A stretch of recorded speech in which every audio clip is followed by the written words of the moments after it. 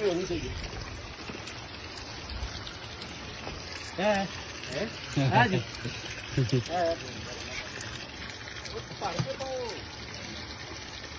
इस बार ये आपका काम पूरा हो गया जी।